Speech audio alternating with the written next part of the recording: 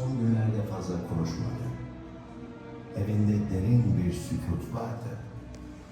Hastalık günlerdir artıyor, bedeni giderek yoruluyordu.